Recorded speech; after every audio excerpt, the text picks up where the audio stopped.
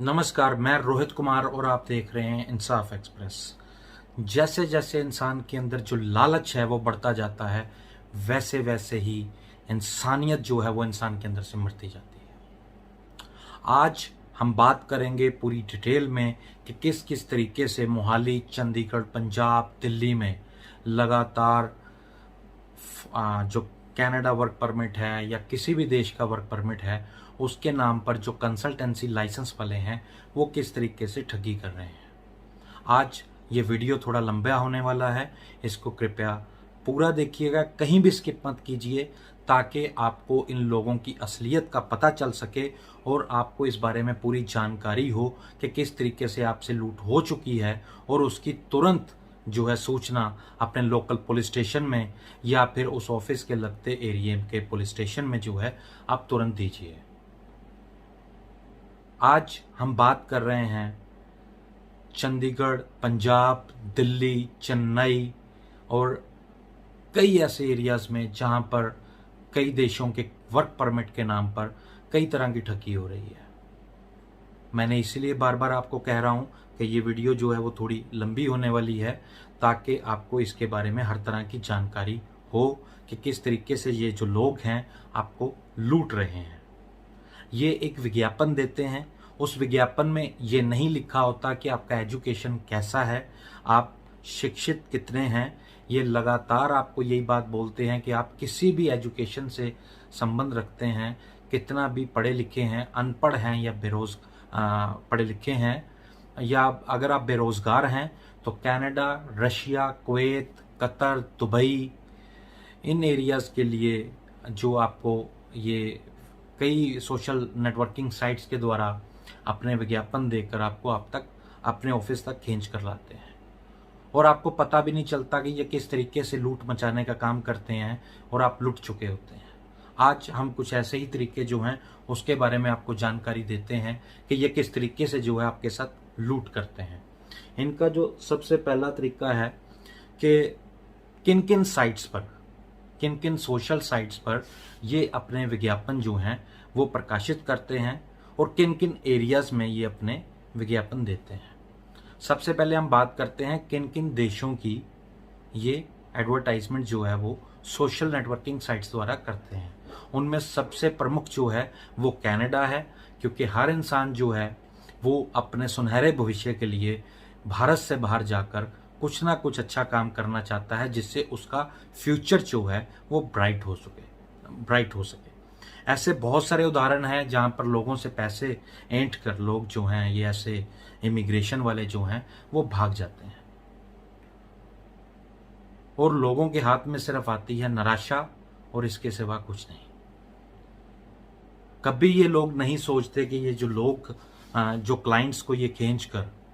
अपने तरफ लाते हैं वो पैसा जो है वो किस तरीके से जमा करते हैं या उनके सपने क्या क्या होते हैं। इनमें प्रमुख मैंने आपको बताया कि कनाडा का जो रहता है, उसके बाद अमेरिका, ऑस्ट्रेलिया, न्यूजीलैंड, उसके बाद छोटी कंट्रीज आ जाती हैं Malaysia, Russia, Kuwait, Qatar, Dubai. इन एरियाज के नाम पर, यहाँ पर पक्की नौकरी दिलवाने के नाम पर आपको जो है वो फेसबुक, इंस्टाग्राम, लिंक्डइन में कई जगह पर ये अपने विज्ञापन देते हुए नजर आते हैं। और इनका सबसे प्रमुख तरीका क्या रहता है कि जिस भी स्टेट में ये काम करते हैं, मान लीजिए अगर पंजाब स्टेट के हैं ऑफिस, तो पंजाब के स्टेट के लोग क्या करते हैं कि ज़्यादातर इनकी कोशिश होती है 99.99% कि ये पंजाब के बाहरी जो लोग हैं, अन्य प्रदेशों के जो लोग हैं, उनको अपने विज्ञापनों द्वारा अपने दफ्तरों में खींच के लाएं, ताकि वो लोग एक तो दूरी बनाए रखते हैं, जल्दी इनके ऑफिस में नहीं आते, उनको 90 दिन से 5 महीने तक का टाइम दे दिया जाता है ताकि वो जल्द से जल्द इन तक ना पहुंच पाए। इनमें जैसे मैंने आपको बताया कि फेसबुक जो है वो प्रमुख साइट है, जो सोशल नेटवर्किंग साइट है, जिसपे ये अपने विज्ञापन जो हैं तमिलनाडु, आंध्र प्रदेश, उत्तराखंड, हिमाचल प्रदेश, जैसे जो इवन महाराष्ट्र, नेपाल, श्रीलंका तक में अपने जो विज्ञापन हैं उनको ये प्रमोट करते हैं। इनके द्वारा एक आईटी का एक पूरा सेटअप होता है, एक जो कुछ लोग होते हैं आईटी से रिलेटेड उनको हायर कर लिया जाता है और अपने ही पेज की प्रमोशन जो है वो करवाई जाती है ताकि ज़्यादा से ज़्यादा जो लोग हैं इन तक पहुंच पाएं। दूसरा तरीका जो इनका है, ये फेसबुक और इंस्टाग्राम पे जो पेजेस बनाते हैं, जो पेज क्रिएट करते हैं, वो इनके दफ्तरों के नाम से बहुत कम होते हैं। ये कनाडा जॉब्स के नाम से, Canada work visa, Canada work permit या दुबई जॉब्स या व्हाटएवर जो भी देश का रहता है इनका विज्ञापन, उस नाम से ये अपने विज्ञापन जो हैं अन्य प्रदेशों में ये प्रकाशित करते हैं ताकि इन तक कोई लोकल पुलिस वाला, पत्रकार या MHA mean ministry of home affairs जो है, जो लाइसेंस देती है बकायदा किसी भी इमिग्रेशन ऑफिस को कि वो विदेशों में भारतीय लोगों की नौकरी लगवा सकते हैं। लेकिन ये भी मत मान के चलिए कि हर एमएचए लाइसेंस वाला ओरिजिनल होगा, वो आपको ओरिजिनल वीज़ा देगा। इन चीज़ों को थोड़ा ध्यान रखिए और मैं फिर बोलता हूँ वीडियो थोड़ा पूरा विस्तार से देखिएगा ताकि कोई चीज़ जो है वो आपसे छूट ना जाए। इनका जो अगला तरीका रहता है वो होता है डॉक्यूमेंट्स असेसमेंट के नाम पे। ये एक ऐसा तरीका है जहाँ पे इन दफ्तरों की जो है वो लूट का जो सिलसिला है उसकी शुरुआत होती है। जब एक क्लाइंट इनके विज्ञापन देखकर जब इनको कॉल करता है, इनसे संपर्क साधता है, तो उसमें ये उसको विजिट करवाते हैं अपने ऑफिस में या फिर व्हाट्सएप के द्वारा या फिर मेल के द्वारा उसके डॉक्यूमेंट्स जो हैं वो मंगवाए जाते हैं। उसमें होता क्या है, जब वो डॉक्यूमेंट्स इनसे मंगवाए जाते हैं तो हर जो इच्छुक शख्स है, जो कैंडिडेट है विदेश में जॉब करने के लिए, वो ये सोचता है कि मैं जो डॉक्यूमेंट्स भेज रहा हूँ ऑफिस में उसकी मान्यता क्या है उस ऑफिस की। तो उसके लिए इन्होंने एक कंसल्टेंसी लाइसेंस जो है वो जो हर शहर के डीसी साहब जो होते हैं वो उनको प्रदान कर देते हैं उनके डॉक्यूमेंट्स, और दोबारा कभी उनसे सुनगुन नहीं ली जाती, कोई डॉक्यूमेंट चेक नहीं किया जाता और वो धड़ल्ले से अपने कंसल्टेंसी लाइसेंस के ऊपर विदेश में नौकरियां लगवाने का झांसा देकर लोगों से लाखों रुपए लूटते रहते हैं। होता यह है असेसमेंट के नाम पर कि जो भी जो कैंडिडेट होता है विदेश जाने वाला, वो जब इन दफ्तरों के विज्ञापनों में दिए गए नंबरों पर संपर्क साधता है तो वो जो लड़की होती है ऑफिस की या भी कोई मेल जो एम्प्लॉय होता है वो उनको बोलता है कि आपको या तो एक बार हमारे ऑफिस आना पड़ेगा या व्हाट्सएप या मेल के द्वारा आपके जो डॉक्यूमेंट्स हैं वो हमें भिजवाने होंगे ताकि हम आपके डॉक्यूमेंट्स की जो असेसमेंट है वो करवा सकें एम्बेसी के द्वारा। मान लीजिए आपने कनाडा जाना है तो कनाडन एम्बेसी के नाम पर आपकी असेसमेंट करवानी होगी कि आपका जो प्रोफाइल है वो एलिजिबल है वहां पर जॉब लगने का या नहीं है। लेकिन 100% आप एलिजिबल ही होते हो चाहे आप अंगूठा छाप हो। तो उसके नाम पर ये 5 से 20 हजार रुपया जो है वो आपसे एंट लेते हैं पहले तो असेसमेंट के नाम पर, और आम शख्स को जो कैंडिडेट है विदेश जाने का उसको पता भी नहीं चलता कि उसके साथ किसी तरह की लूट हो रही है। इनका जो अगला तरीका रहता है कि आपकी जो असेसमेंट है वो हो चुकी है, अब हमें एक पीसीसी चाहिए,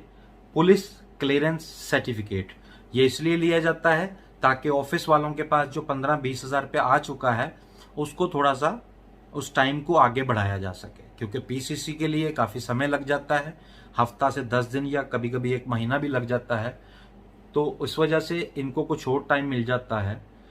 तो जो कैंडिडेट होता है वो तब तक इनसे अपने पैसे वापस मांगने या अपने असेसमेंट के बारे में या अपने वीज़ा के बारे में कोई जानकारी हासिल नहीं करता। इनका जो अगला तरीका रहता है वो होता है सोशल साइट्स पर नकली वीज़ा को पोस्ट करना। ये होता है इनका सबसे पहला जो ये दाना डालते हैं क्लाइंट को पकड़ने के लिए, इच्छुक व्यक्ति को जो विदेश में नौकरी करना चाहता है उसको पकड़ने के लिए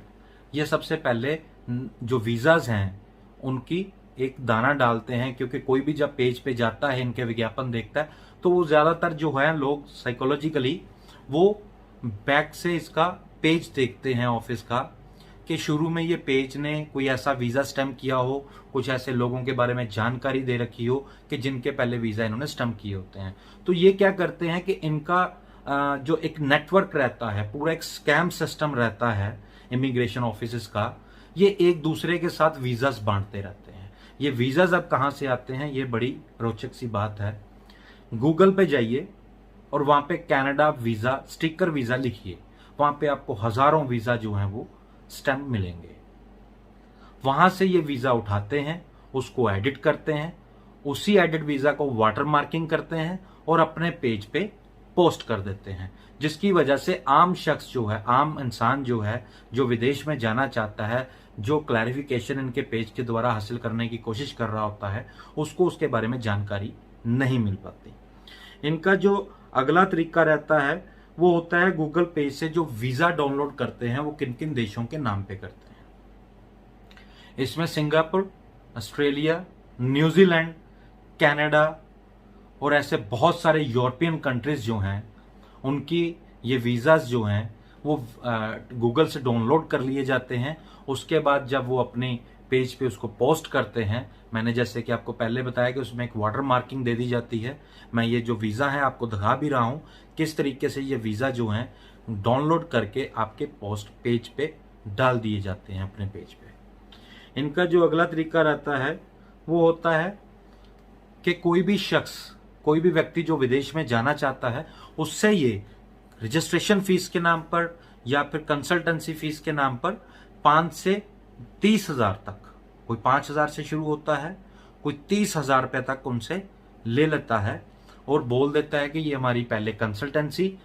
का खर्चा है, हमारी रजिस्ट्रेशन फीस है, इसके बाद ही आपका प्रोसीजर शुरू होगा। तो कोई भी व्यक्ति जो है, जो विदेश जाना चाहता है, वो यही सोचता है कि ये कंपनी ने बहुत सारे वीजास जो हैं वो अपने पेज पे जो अपडेट किए हुए हैं, इनके पास एक कंसल्टेंसी लाइसेंस है। आम शख्स को नहीं पता होता कंसल्टेंसी लाइसेंस और मिनिस्ट्री ऑफ होम अफेयर्स के बीच में क्या डिफरेंस रहता है। इस वजह से ये लोग लूट का शिकार हो जाते हैं और पुलिस हमेशा की तरह दोनों हाथों से ताली बजाती हुई नजर आती है। इनका जो अगला तरीका रहता है वो होता है फाइल खर्चे के नाम पे, कि हमने आपकी फाइल तैयार करनी है,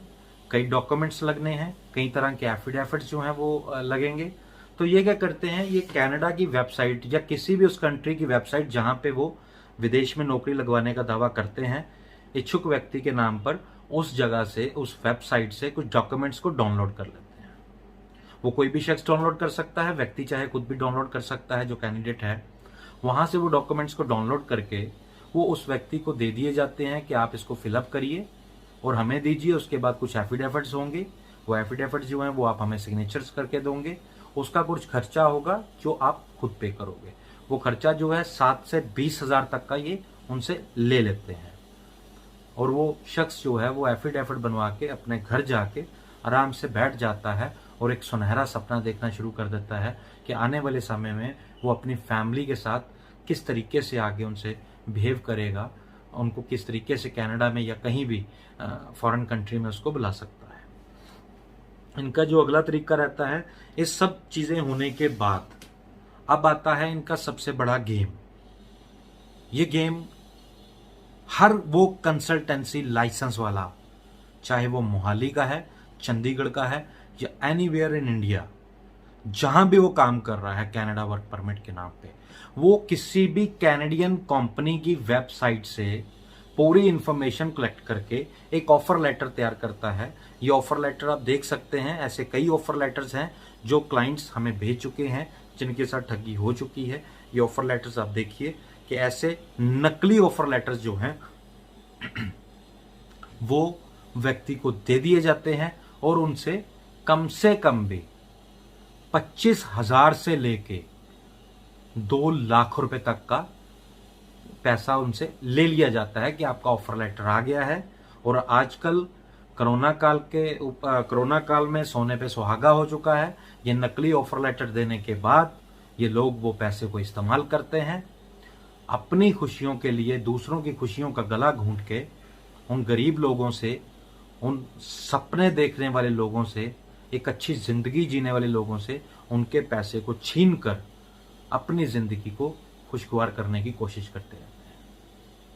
ये सरासर नकली ऑफर लेटर होते हैं। ऐसा कोई ऑफर लेटर जो है कंपनी फिलहाल नहीं दे रही, और इसके बारे में अगर किसी के पास कोई ऐसा ऑफर लेटर है और जिस कंपनी का वो ऑफर लेटर है, तुरंत उस कंपनी को कनाडा में या ऑस्ट्रेलिया में या रशिया में जहां का भी आपको ऑफर लेटर दिया गया है वहां पर एक मेल कीजिए और उस ऑफर लेटर के बारे में जानकारी हासिल कीजिए। अगर वो जानकारी गलत साबित होती है, अगर क्या हम दावा करते हैं कि वो 100% गलत होगी, उसका आप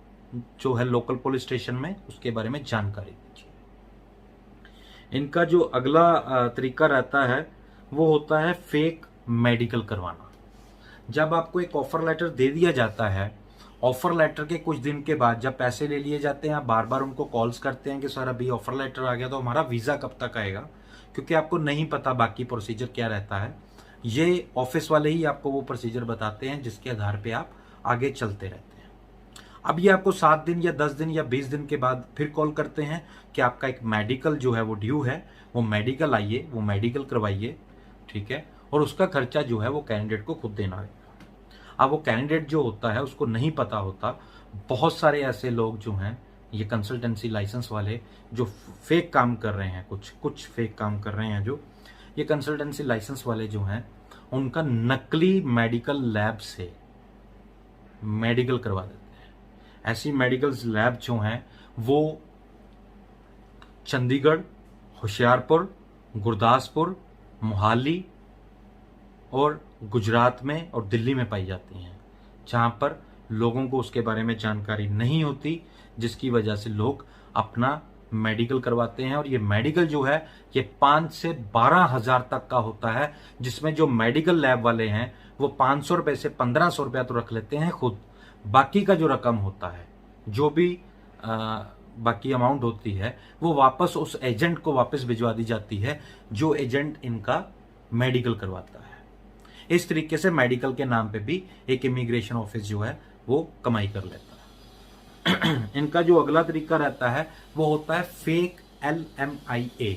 लेबर मार्केटिंग इम्पैक्ट असेसमेंट, लीमिया जिसको आम शब्दों में बोला जाता है। आजकल ऐसे आप ढेर सारे विज्ञापन फेसबुक पे देख रहे होंगे जिनके बहुत सारे ऑफिस जो हैं अपनी नकली वेबसाइट्स पर या नकली फेसबुक पेजेस पर डाल रहे हैं ऐसे विज्ञापन कि प्री अप्रूव्ड जो है वो लीमिया हमारे पास अवेलेबल है, आप आइए, पैसा दीजिए और कनाडा जाइए। ऐसा कुछ नहीं है, ये लीमिया सरासर नकली होता है। इस लीमिया के नाम पर ये कैंडिडेट से 2 लाख से 15-15 लाख रुपए तक ले लेते हैं और कैंडिडेट को इसके बारे में बिल्कुल भी जानकारी नहीं होती। कैंडिडेट यही सोचता रहता है जो विदेश जाने का इच्छुक है कि मेरा जो पैसा है वो सही जगह पे जा रहा है, ये कंसल्टेंसी लाइसेंस है इनके पास, तो उसको नहीं पता चलता कि कौन सा लाइसेंस होना चाहिए और क्या मेरे साथ हो रहा है। इन सारी बातों को अपने दिमाग में रखिए और इसको तरीके से सोचिए कि किस किस तरीके से ये नकली डॉक्यूमेंट्स के आधार पर सारा धंधा जो है वो इमिग्रेशन का जमा हुआ है। इनका जो अगला तरीका रहता है वो होता है इमिग्रेशन लॉयर। अब जो शुरू में डॉक्यूमेंट्स असेसमेंट करवाई जाती है उसके बाद एक जो लॉयर होता है उसके बारे में भी हम जानकारी देंगे कि वो नंबर कौन सा यूज करता है। एक फेक लॉयर होता है जो फोन पे आप जब आपको कॉल आता है आपको वो नजर तो आ नहीं रहा वो क्या कौन है और क्या काम वो करता है। ये अपने ऑफिस के ही किसी लड़की या लड़के से कॉल करवा देते हैं जिनका एक्सेंट अच्छा हो, हिंदी का या इंग्लिश का एक्सेंट अच्छा हो, उनसे वो कॉल करवाते हैं और वो बोलते हैं कि मैं कनाडा, ऑस्ट्रेलिया या न्यूजीलैंड, वेयर एवर, जहां का भी आप जाना चाहते हो वहां का लॉयर एम्बेसी से बात कर रहा हूं, आपकी फाइल हमारे पास आई है, हमारी कुछ लॉयर की फीस होती है जो वो आपको पे करनी होती है। आप वो फीस हमारा जो ऑफिस है जिससे हम एसोसिएट हैं वो ऑफिस में, मतलब जिस ऑफिस में आप अप्लाई करके आए हो उस ऑफिस को आप हमारी जो फीस है वो पे कर दीजिए। लगभग ये जो फीस है ये 15 से 30 हजार रुपये तक होती है। इस तरीके से लॉयर फीस के नाम पर भी इनके पास पैसा आ जाता है और ये लॉयर भी सरासर नकली होता है। ऐसा कोई लॉयर जो है आपको एम्बेसी से कॉल नहीं कर रहा होता, ये सिर्फ आपके दिमाग के साथ एक खेलने का तरीका होता है, क्योंकि उनको पता है कि आप बाहर जाने के इतने बड़े इच्छुक हैं कि आप बाहर जाने के लिए, विदेश में काम करने के लिए किसी भी हद में जाने की कोशिश करेंगे। अगला जो तरीका इनका रहता है वो होता है फेक जो है फॉरेनर नंबर्स, जो नंबर्स ये यूज़ करते हैं, अक्सर आप फेसबुक पे या इंस्टाग्राम पे कुछ विज्ञापन देखेंगे कनाडा, ऑस्ट्रेलिया, रशिया, न्यूजीलैंड वगैरह के वर्क परमिट के नाम पर जो आते हैं, वहाँ पे +1, +2, 3 या जहाँ पे आप जाने के इच्छुक हैं, मान लीजिए रशिया का वीज़ा है, वो वर्क परमिट आपको देने की कोशिश कर रहे हैं, तो वहाँ के लोकल STD ISD कोड के साथ एक नंबर जो है वो बना लिया जाता है। ऐसी हजारों वेबसाइट्स हैं, हजारों एंड्रॉयड पे एप्लीकेशंस हैं जिन पे पेड्स 150 रुपये से लेके 150 रुपीज से लेके 150 रुपये से लेके 250 या 500 तक का मंथली रेंटल होता है, जिसपे आप अनलिमिटेड नंबर क्रिएट कर सकते हैं और अनलिमिटेड टाइम तक कॉल्स कर सकते हैं। सरासर ये नंबर टोटल फेक होते हैं, इनके बारे में ढूंढना भी नामुमकिन होता है। अगर आपके साथ किसी भी तरह की कोई बेईमानी या धोखाधड़ी हो भी जाती है तो पुलिस भी इन नंबरों को ट्रेस नहीं कर पाती। इसलिए जितना हो सके ऐसे नंबर दिए हुए विज्ञापनों से बचकर रहिए और कोशिश करिए कि आप बाहर जाने से पहले लोकल पुलिस स्टेशन, जिस जगह पे आप जा रहे हैं, जिस ऑफिस में, वहां के लोकल पुलिस स्टेशन के बारे में जाकर वहां से उनके बारे में, उस दफ्तर के बारे में जानकारी हासिल कीजिए, ताकि आप कल को अगर आपके साथ किसी भी तरह की धोखाधड़ी होती है तो आप पुलिस के किसी एक व्यक्ति को तो कम से कम जिम्मेदार ठहरा सकें जिसने आपको बोला है कि उस दफ्तर में जाइए। ये आपका अधिकार है, आपको ऐसे करना होगा। इनका जो अगला तरीका रहता है ये होता है फाइनल। एक आपको नकली वीजा दे दिया जाता है। ये 2 तरह के ऑफिस होते हैं। पहला ऑफिस जो होता है वो आपको नकली वीजा, उसमें आपके पासपोर्ट पर नकली एक स्टिकर वीजा जो है वो चिपका दिया जाता है। वो कनाडा का हो, वो जर्मनी का हो, वो इटली का हो, जहां के भी आजकल विज्ञापन आप देख रहे हैं वहां का वो खुद का खुद ये क्रिएट कर लेते हैं या किसी से प्रिंटर से निकलवा लेते हैं। ये इतने शातिर हो चुके हैं कि एम्बेसी द्वारा दिए गए जो वीज़ाज होते हैं उसकी हूबहू नकल करके ये आपके पासपोर्ट को चिपका कर वीज़ा आपका पासपोर्ट भी खराब कर देते हैं। और पहली किस्म के जो लोग हैं, ऐसे पैसे आपको ऐसा वीज़ा देकर आपसे लाखों रुपया विदेश में नौकरी लगवाने के नाम पर देके गधे के सर के सींग की तरह गायब हो जाते हैं और आप वो अपना खराब हुआ पासपोर्ट लेके एक इंसाफ का कटोरा लिए पुलिस के दरवाजे काटते रहते, चक्कर काटते रहते हैं उनके दरवाजों के। इसलिए ऐसे लोगों से सतर्क रहिए। अगर कोई भी आपको ऐसा वीजा देने की कोशिश करता है या आपको वीजा दे देता है तो पहले उस वीजा की जानकारी जो है वो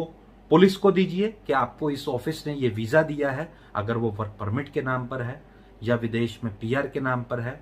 तो पहले आप उसको चेक करवाइए, उसके बाद ही आप उनको कोई पैसा दीजिए। अदरवाइज आपके साथ बहुत बड़ा धोखा हो सकता है और बड़ी मुश्किल से बना हुआ पासपोर्ट जो है वो आपका वेस्ट हो सकता है। इनका जो अगला तरीका रहता है वो होता है कि आपको वर्क परमिट के नाम पर किसी भी देश का टूरिस्ट या मल्टीपल वीजा दे दिया जाता है। इसमें क्या किया जाता है कि आपको वर्क परमिट, जब बोला जाता है कि आपको वर्क परमिट अमेरिका का या कनाडा का या ऑस्ट्रेलिया का या न्यूजीलैंड, रशिया, मलेशिया, सिंगापुर का दिया जाएगा, तो वहां पर हमारे कुछ लोग हैं, हम पहले आपका एक टूरिस्ट वीजा जो है वो स्टैम्प करवाएंगे। हाँ, ये टूरिस्ट वीजा ओरिजिनल होता है, ये कुछ ज्यादा महंगा वीजा नहीं होता। ये 2000 से लेके, कुछ देशों का 2000 से लेके सिर्फ 7000 रुपए तक टूरिस्ट वीजा आपको पेपर की शक्ल में मिल जाता है। ऑनलाइन कोई भी आप वो वीजा जो है वो टूरिस्ट वीजा ले सकता है। उसके बाद इनकी गेम जो है वो शुरू होती है कि आप 2 लाख से 10 लाख रुपया या 1.5 लाख रुपया या जो भी जैसा वो देश होगा वैसा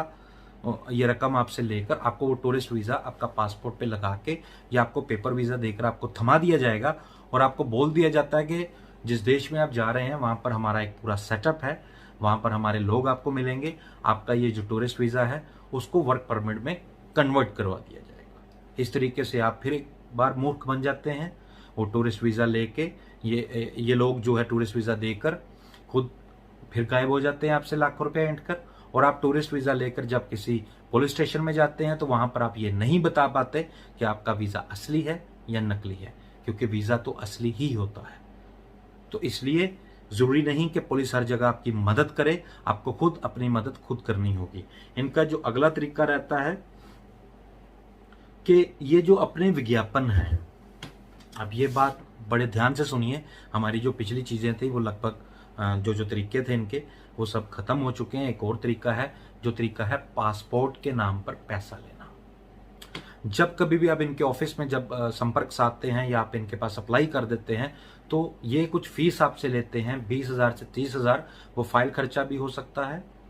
वो रजिस्ट्रेशन फीस भी हो सकती है, वो कंसल्टेंसी फीस भी हो सकती है, वो लॉयर के नाम पर फीस भी हो सकती है, वो ऑफर लेटर के नाम पर भी हो सकती है। लेकिन जैसे ही आपको पता चलता है कि ये ऑफर लेटर नकली है, लॉयर नकली है या ये ऑफिस ही नकली है, तो जब आप इनसे संपर्क साधते हैं ऑफिस से कि हमारा दिया गया पैसा और पासपोर्ट हमें वापस कर दिया जाए, वहां से इनकी गुंडागर्दी जो है वो आपको दिखने में नजर आती है।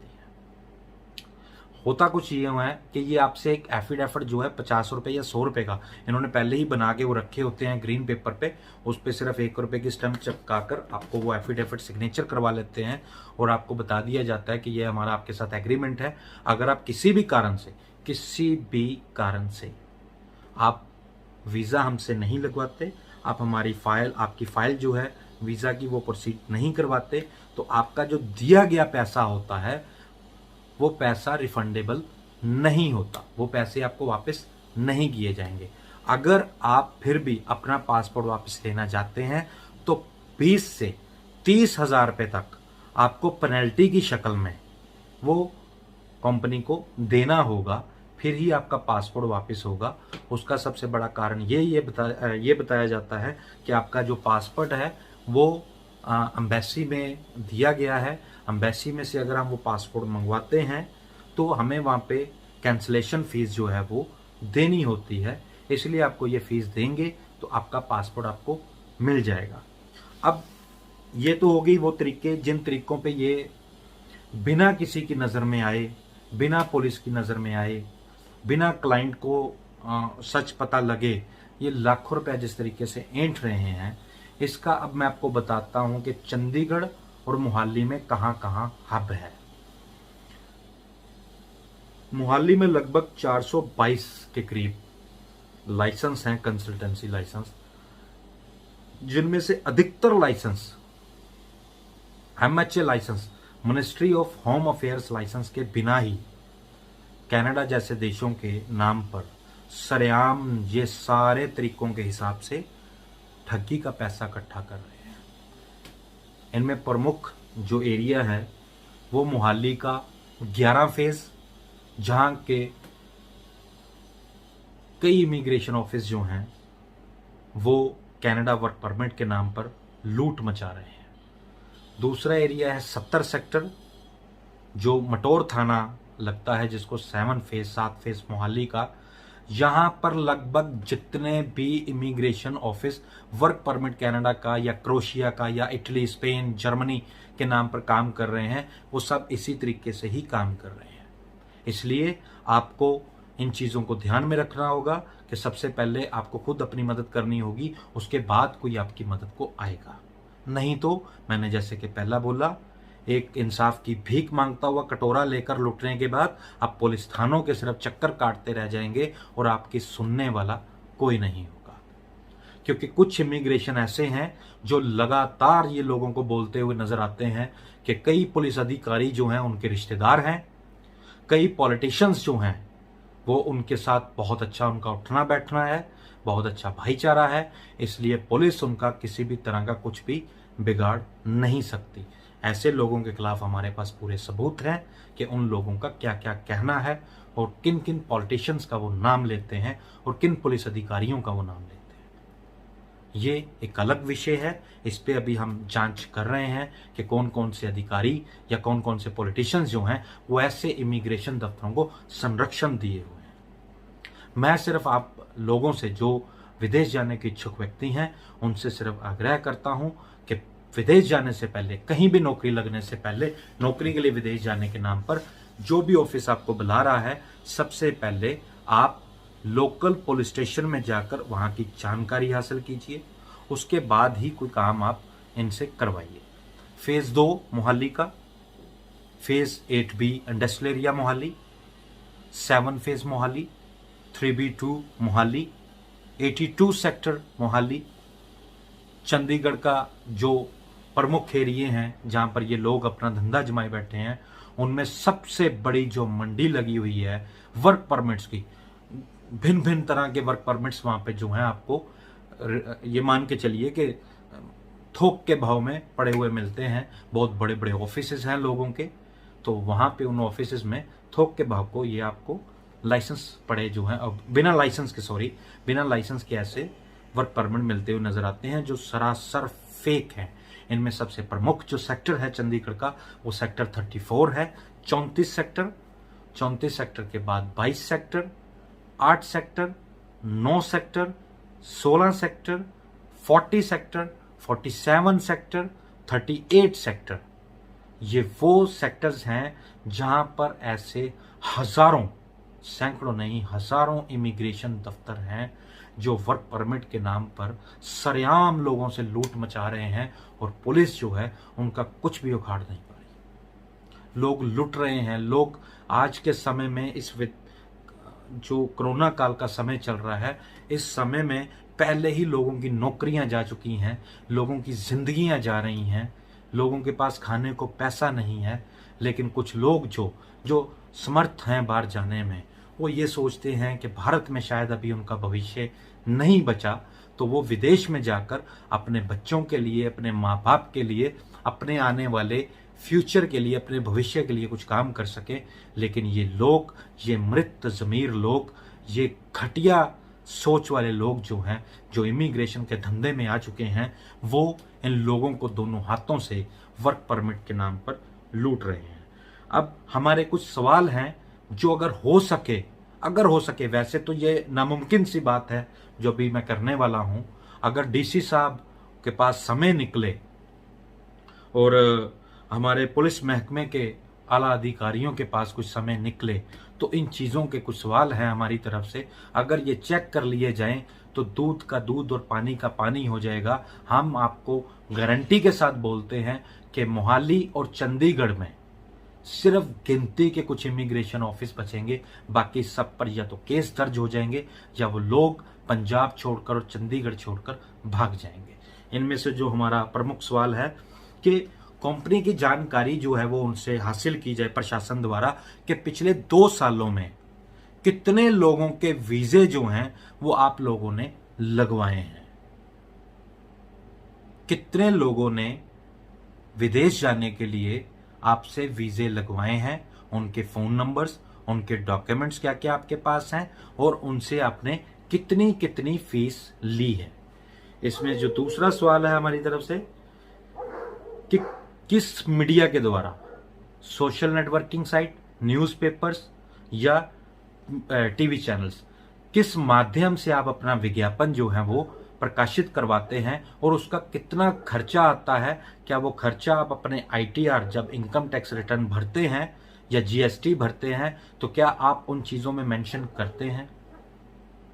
और किन किन चैनलों और अखबारों में और सोशल साइट्स पर आप विज्ञापन देते हैं।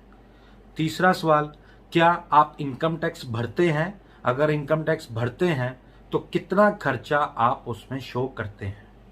हमारा चौथा सवाल कि पिछले 2 साल में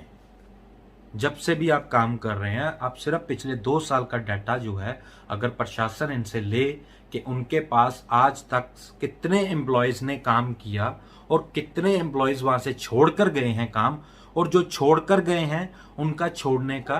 कारण क्या है और उनके एड्रेसेस क्या हैं, उनके फोन नंबर्स क्या हैं, वो प्रशासन अगर अपने पास रखे तो शायद बहुत बड़ी ठगियां होने से प्रशासन आम जनता को बचा सकता है।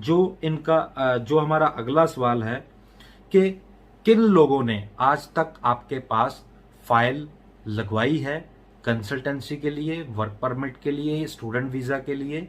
और कितने लोगों की फाइल पर आपने काम किया है और कितने लोगों की फाइल जो है आपने एम्बेसी में जमा करवाई है, एम्बेसी में कितनी फीस जमा हुई है, उसका पूरा ब्यौरा जो है वो प्रशासन, शहरी प्रशासन और पुलिस प्रशासन के पास होना चाहिए, क्योंकि ये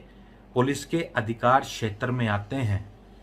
क्योंकि इनकी कोई भी ठगी का जिम्मेदारी सबसे पहले लॉ एंड ऑर्डर्स पे होती है, पुलिस पे होती है, ताकि पुलिस इनके बारे में अगर जानकारी नहीं रखेगी तो किसी के साथ भी ठगी हो जाएगी और उसके बारे में जानकारी बाद में हासिल करना बहुत मुश्किल हो जाता है। हमारा अगला सवाल जो है वो ये है कि कितने लोगों की फाइल जो है वो एम्बेसी से रिजेक्ट हुई है और उनकी एम्बेसी फीस जो है या आपने जो अपनी रजिस्ट्रेशन फीस जो ली थी वो आपने कितने लोगों को वापस की है जिनकी फाइल रिजेक्ट हुई है, कितने लोगों की फाइल फीस जो है आपने वापस की है और कितनी फीस आपने कंसल्टेंसी के नाम पर उनसे ली है। उसका पूरा ब्यौरा अगर प्रशासन ले ले तो इनका इनकम टैक्स के बारे, रिटर्न के बारे में, इनकी इनकम के बारे में पूरे सोर्सेज का आपको पता चल जाएगा कि ये कहाँ से इतना ज़्यादा पैसा लाकर बड़ी बड़ी गाड़ियाँ, बड़े बड़े आलीशान ऑफिस बनाकर लोगों के साथ 2 नंबरी का धंधा जमाए बैठे हैं। हमारा जो अगला सवाल है कि किस तरीके से ये अपने जो विज्ञापन देते हैं वो विज्ञापन कौन तैयार करता है और किसके कंप्यूटर से वो विज्ञापन या टेलीफोन से या मोबाइल फोन से वो जो विज्ञापन है वो पोस्ट किए जाते हैं, उसका माध्यम क्या है, इंटरनेट कौन से नंबर का है, ब्रॉडबैंड कौन से नंबर का है, ताकि अगर को किसी भी तरह की कोई प्रॉब्लम क्रिएट होती है तो इजीली साइबर क्राइम जो है, साइबर सेल जो रहता है वो इजीली उस आईपी एड्रेस तक पहुंचकर इन लोगों के खिलाफ कोई पुख्ता कार्रवाई कर सकता है। इसके अलावा कंपनी को जिस जगह पर जो भी कंसल्टेंसी लाइसेंस इनके पास है, इमिग्रेशन वालों के पास, उसके अलावा जिस जगह पर ये लाइसेंस दिया गया है उसके अलावा कहीं और तो इनका ऑफिस नहीं है, उसकी कोई ब्रांच तो किसी और शहर में या किसी एरिया के सेक्टर में या कॉलोनी में उसका ऑफिस तो नहीं है। अगर वो ऑफिस है तो उसकी जानकारी पुलिस को होनी चाहिए, प्रशासनिक अधिकारियों को होनी चाहिए, ताकि कल को ये इस चीज़ से इनकार ना करें कि वो ऑफिस हमारा नहीं था और हमारे नाम पर ठगी हो चुकी है। अगर इनका किसी और शहर में ऑफिस है तो उसके बारे में क्या जानकारी प्रशासनिक अधिकारियों को दी गई है उस शहर के या नहीं दी गई। ये हमारे कुछ सवाल हैं जिससे प्रशासनिक अधिकारी एक अपनी टास्क फोर्स क्रिएट कर सकता है कि हर महीने में जाके इनसे ये जानकारी हासिल की जाए और इनके डॉक्यूमेंट्स का ऑडिट किया जाए। आप सब सतर्क रहिए, इस वीडियो को ज़्यादा से ज़्यादा शेयर कीजिए और वीडियो को कहीं से भी स्किप मत कीजिए। ध्यान से इस वीडियो को देखिए और समझिए कि कहीं आपके साथ कोई धोखाधड़ी तो नहीं हो रही। अगर आप में इसमें से कुछ भी, ये आप देख सकते हैं, इसमें से कुछ भी अगर आपके साथ हो रहा है तो तुरंत उसकी जानकारी जो है वो सबसे पहले संबंधित जो पुलिस स्टेशन है वहाँ पे दीजिए। उससे पहले अगर हो सके तो उस कंपनी जहाँ पे आप विदेश में जाना चाहते हैं, जहाँ का ऑफर लेटर आपको दिया गया है, वहाँ पर ये जानकारी ज़रूर दीजिए और वहाँ से जस्टिफाई करवाइए, क्लैरिफाई करवाइए कि आप हमें नौकरी पर रख रहे हैं, आपने क्या ये ऑफर लेटर दिया है या नहीं दिया। आप अपना ख्याल रखिए, वीडियो को ज़्यादा से ज़्यादा शेयर कीजिए और हमें दीजिए इजाज़त। जय हिंद, नमस्कार।